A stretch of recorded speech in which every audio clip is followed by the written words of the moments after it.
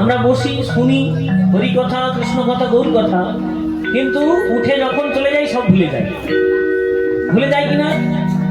তাই বলছেন শ্রীমদ্ ভাগবত শুনতে গেলে কানকে কেমন করতে হয়।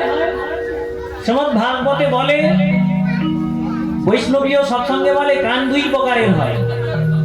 কিরকম না, একটি কুলো কান আর একটা হলো চঙা কান।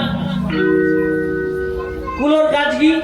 আমরা গ্রাম বাংলায় কি করি, চালের যে তুষ বা খুদ থাকে সেগুলো বাছার জন্য পাঁচড়াই, বা ধান পাঁচড়ালে ধানটা রয়ে যায় আর তুষগুলো বেরিয়ে যায়।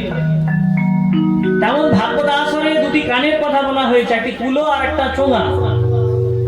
কুলো কান কি না, এই ভাগবত আসরে অনেক কথা বলা হয়, তার মধ্যে কোনটা আমার গ্রহণীয়, কোনটা নিতে হবে, সেটা যদি কুলো কান হয় ভক্তের, সে সার বস্তু নিয়ে নিল, আর যেগুলো বাকি জিনিস ছিল উড়ে চলে গেল। সেগুলো নিতাই গৌর প্রমাণ। চোঙা কান কি? ভক্তের কানের কথা বলছেন। শুনতে হয় কুলো কান নিয়ে, চোঙা কান নিয়ে ভাগবত শুনতে নেই। চোঙা কান ওই যে রান্না হলে উনান নিভে গেলে আমরা কি করি, সেই চোঙা এধারও কানা আর ওধারও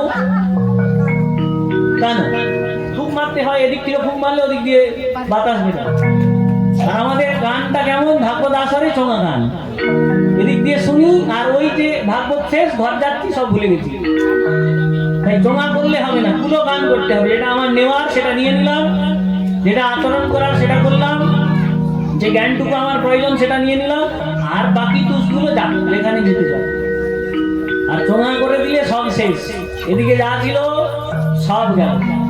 তাই আমরা ভাগবত শ্রবণ করবো কি কানে, কুলো কানে।